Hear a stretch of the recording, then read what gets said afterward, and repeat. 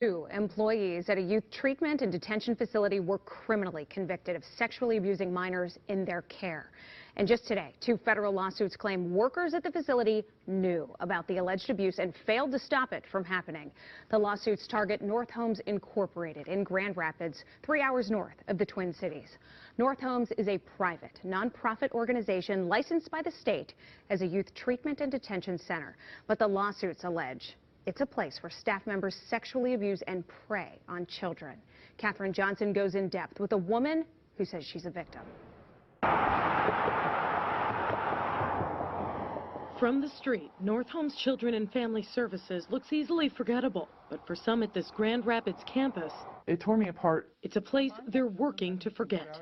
I blocked it out. Like, I wouldn't let myself think about it. We're concealing this young woman's identity because she is a victim of childhood sexual abuse, calling her Jane Doe instead. Now an adult, she's filing this federal personal injury lawsuit against North Homes after Devin Wood, a correctional officer at the Juvenile Detention Center, sexually abused Jane multiple times during her treatment. At the time, she was 15. He was 23. He would tell me that when you graduate this treatment, we're gonna go somewhere and be just us. And I haven't had like an actual family that's like mine. I like craved that, affection. The lawsuit says North Homes employees regularly turned a blind eye towards inappropriate and sexual relationships between residents and staff. Wood was convicted of 3 counts of criminal sexual conduct in 2014 after youth here told police about the relationship.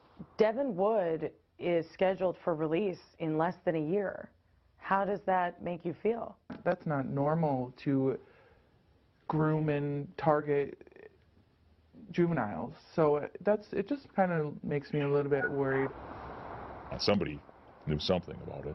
That doesn't just happen. This is the father of another sexual abuse victim who was being treated at North Homes for serious mental health and emotional disorders. She's identified in a second lawsuit as Rebecca Rowe. According to a 2016 criminal complaint, the 14-year-old was groomed and sexually assaulted by then 26-year-old social worker Marie Booth.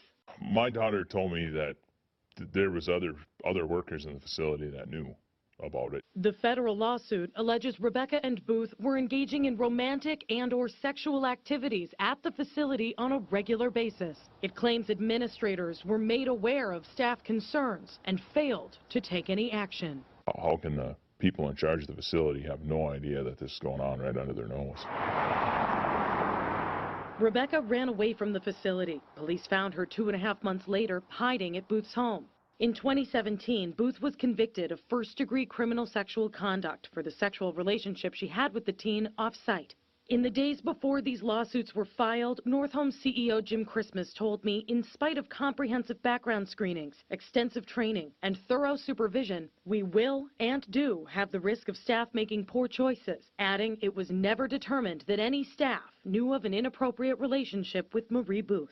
In this settlement reached with the state, North Homes did not admit any wrongdoing, but did agree it placed unjustified reliance and trust in Booth, which in turn resulted in committing maltreatment through neglect. Christmas fired Booth, and she served 3 months in prison. North Homes paid a $1,400 fine. And then they're just slapped on the wrist with a small fine, and everybody goes on with their life.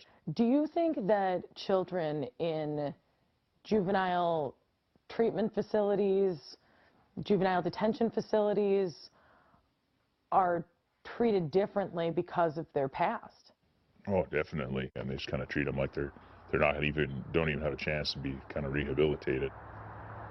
Each lawsuit requests $10 million or more in damages.